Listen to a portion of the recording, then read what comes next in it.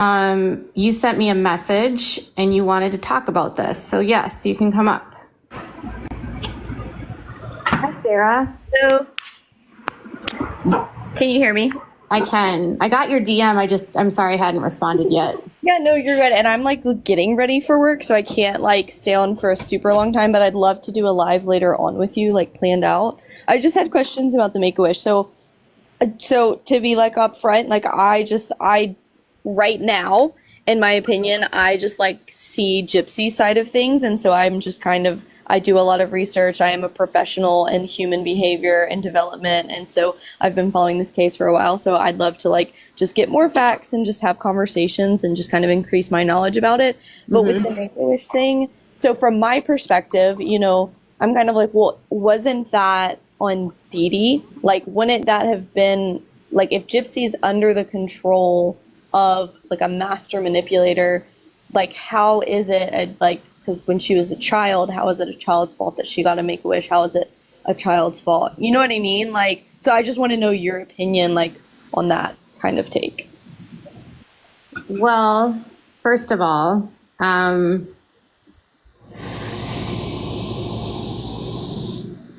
think the best thing that I can say to anyone that is evaluating this case is to take everything that you've heard from Gypsy's mouth and throw it out. Throw out everything you've heard from the family, throw out everything you've heard from her mom and her dad and Gypsy, and just look at the situation as it is versus listening to what Gypsy says about it, okay?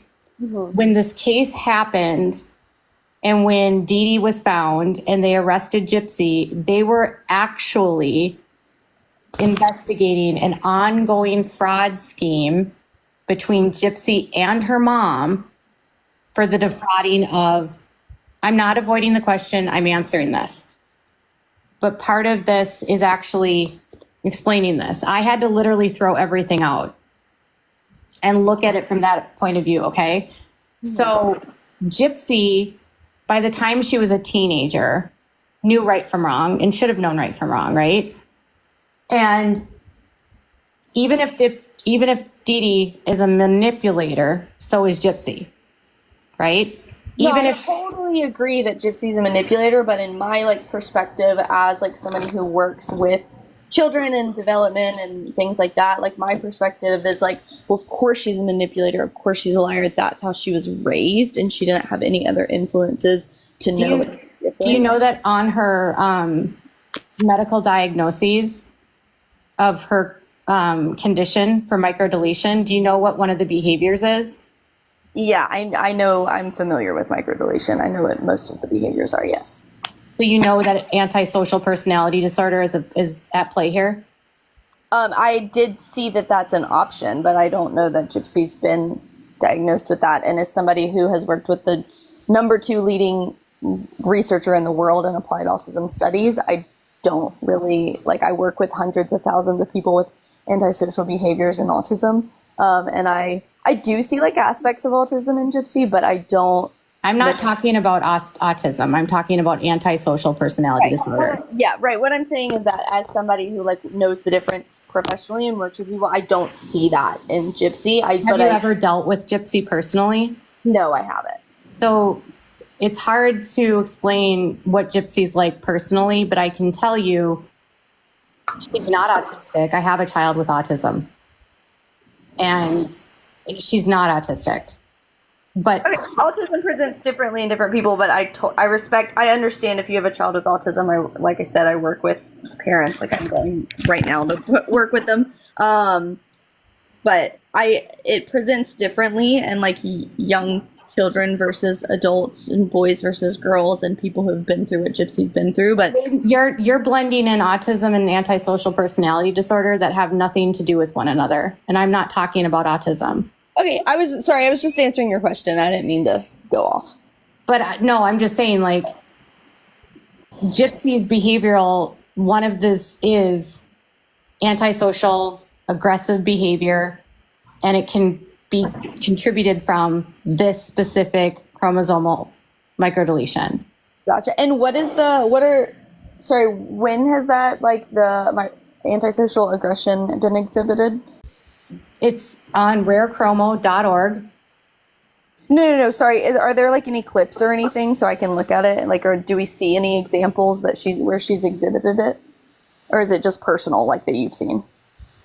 So you're okay. So you should watch Becca Scoops. She's worked as a Yeah, I've watched her stuff. Okay, so it's clear to me that you very much buy whatever they're telling you, and I think they said you're friends with Bree. I'm not necessarily friends with Bree, but I've like talked to her. So I've talked to everybody, and I know that it sounds like, oh, you're on Gypsy's side, and like I don't have like information to like convince me otherwise, so that's why I want to talk to different people. I'm not here to convince you of anything. Why would you want to talk to people? Why wouldn't you want to read her medical records that show that she has this? Okay. Why wouldn't you want to then read about this disorder that shows that these are the things that can happen, and behavioral issues, the aggressiveness, the antisocial personality disorder are part of it, that have nothing to do with her mom? Yes, her mom taught her to lie, but that doesn't negate the fact that once Gypsy was 18 years old, she participated in this scheme for 5 years. Yeah, so do you want me to answer that or not? Sorry. I'm trying to be respectful to your live. I'm not trying to have a debate here, so... Yeah, I'm not either. I was just... Yeah, no, and I want to be respectful. I'm not trying to have a debate. I really am like just trying to ask questions and like get your opinion, because I know that you have seen her and you've seen her in a different light that none of us have, right? Like, you know her personally. I don't know her personally. So I do think it's important to look at what the people that know her personally and take that into like a heavy weight. Because Gypsy takes pleasure in causing chaos. I've witnessed it. She takes pleasure in creating drama between people. She triangulates people. She pits one person against another, and she develops a narrative about that person to make other people not like that person, regardless of the truth. When Gypsy has a falling out with someone, she automatically accuses them of crimes against her, abuse, or chasing her for fame. Gypsy is always the victim in every situation, and she never expresses remorse, ever. When you have a conversation with Gypsy, it is never about you. She doesn't have reciprocal conversations. She only wants to talk about herself. And she frequently will use the information that you give about your own life and put that into her story. Yeah. So is that like one of the antisocial like types, like when you say like she looks at her, she only really thinks about herself essentially? Is that part of like the antisocial that you're talking about? It's narcissists. It's antisocial personality disorder is on a cluster B spectrum along with narcissistic personality disorder. And she has no empathy for other people. She has no remorse. I see what you mean. So like okay, gotcha. So like when I was saying like, oh, how do we see it exhibited? That would be like the example. She like is showing no remorse and she's like self-focused basically. Okay. And she spends a lot of her time pitting people against each other. Like she's in the background, she was pitting everyone against Ryan. And then when the truth came out about Ryan and it was found out that she was the one that was basically cheating on him, most of us realized that she was lying to us about Ryan. I don't like Ryan, so I think Ryan's a narcissist. Just I have strong opinions on that one. Well, if you're listening to Bree, of course you think that, because that's what they want you to think. I've never talked to Bree about Ryan before. People are like, because I was in Bree's lives, I've never I'm not like on anyone's side. Like I'm not a mod for Bree or anything like that. Like I've been in her lives. I've been in a lot of people's lives.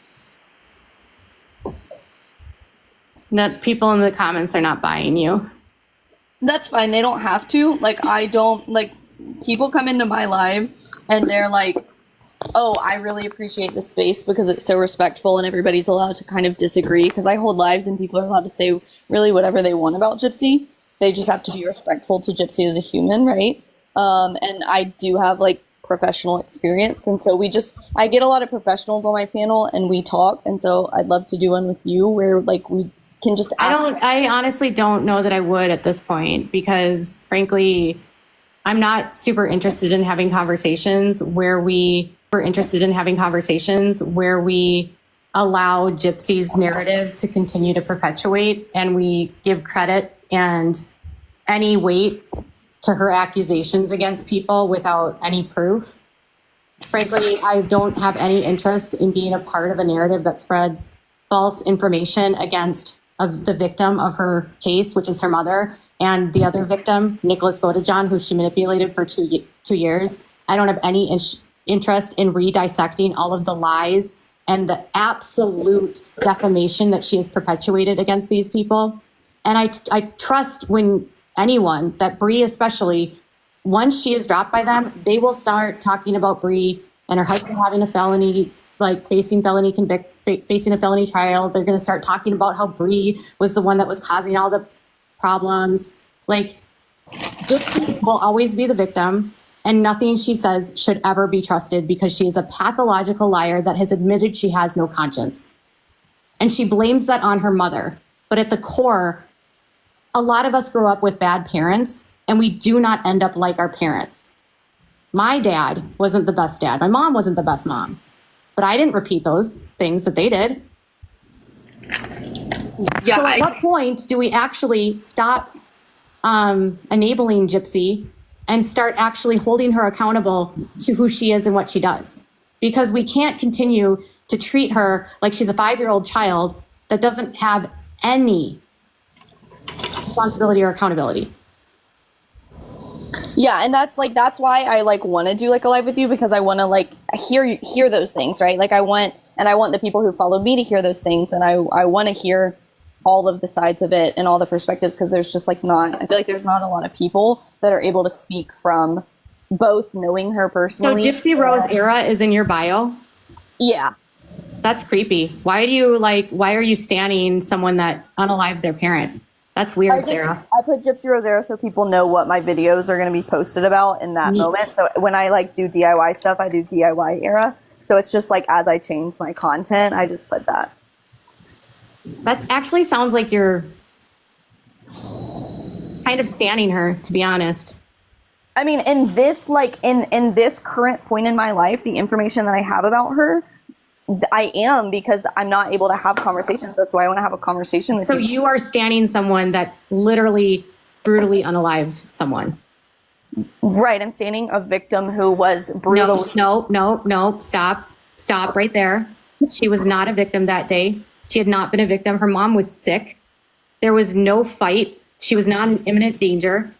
And I'm sorry, but she was 23 years old. She could walk out the door. And if we continue to perpetuate the lie that she had no other choice, all that does is tell other children that look up to her that, hey, if I feel like I can't get out of my situation with my parents, I can unalive them too, just like Gypsy Rose. And I can become famous like her and get 10 million followers on TikTok. And I can also get a show on Lifetime. And I can also make millions of dollars by publishing books. Hey, if I don't want to deal with it, all I have to do is what Gypsy Rose said, and I can say I had no other option. Do you realize how idiotic it says to anyone to imply that someone has no other option? That's ludicrous.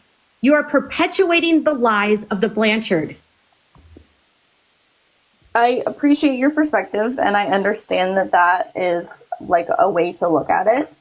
It's not the way that I look at it, but I don't want to like overrun your live and like push my thoughts onto you. But I do like hearing your thoughts, and I do understand that that is a perspective.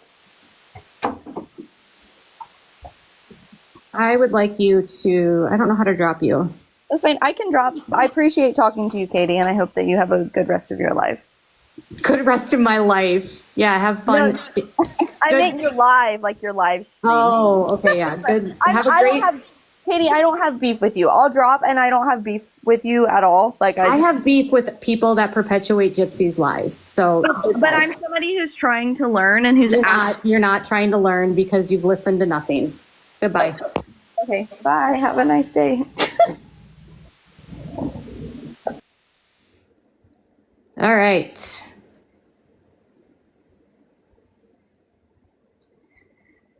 Oh my God, I'm rude. Yes, I'm rude. I'm so mean. I am so mean, you guys.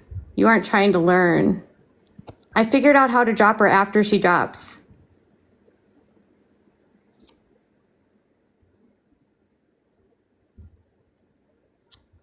I'm the one that's closed-minded. Oh my goodness. No, I'm refusing to believe the lies of someone who is a perpetual victim, has no remorse, and believes it was okay to do what she did to her mother.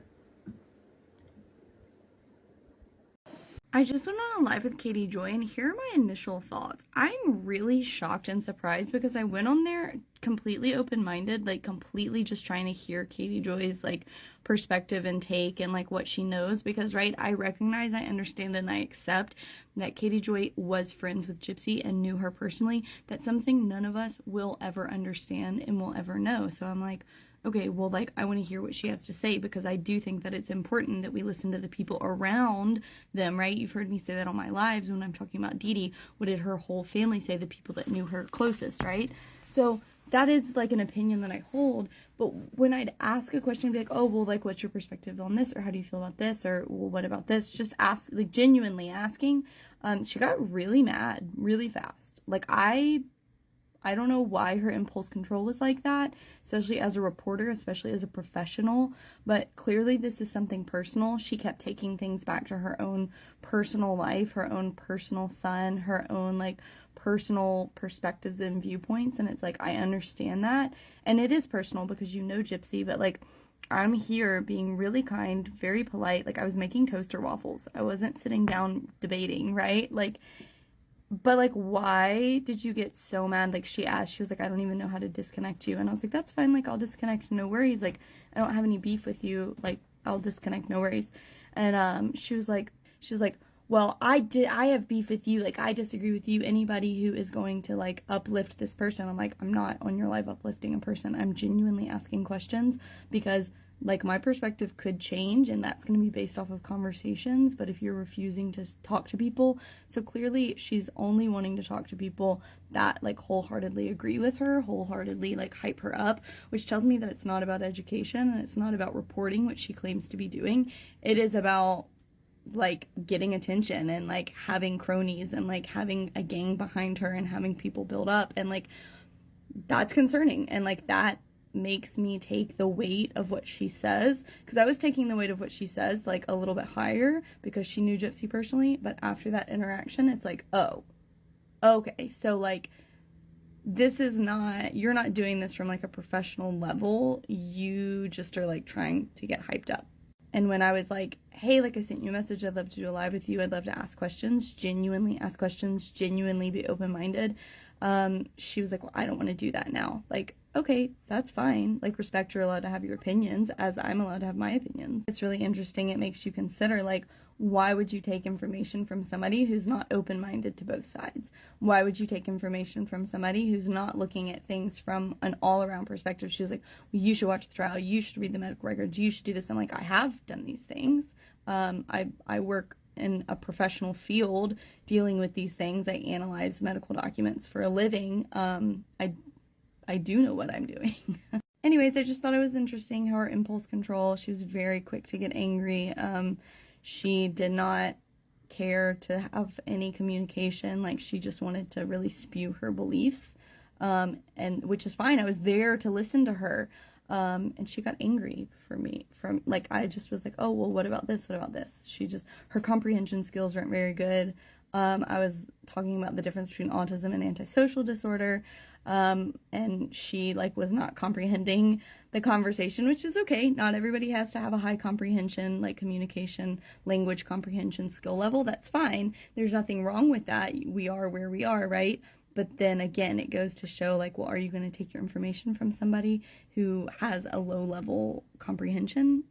Anyways, those are my thoughts and opinions. This is all for educational purposes. I am a professional in human behavior and development. This is not attacking anyone. This is just my personal beliefs and viewpoints on the experience that I just had in a live. And I'm curious and open-minded and happy to receive what you guys think about her and like the situation and how she presents her information. And if you have any information that you want to present to me, and I'd be happy to do a live with you. I'm happy to have open conversations. I don't restrict my conversations to one side. I want to listen to everybody with respect, right? As long as we're respecting humans. Anyways, have a good day. Bye.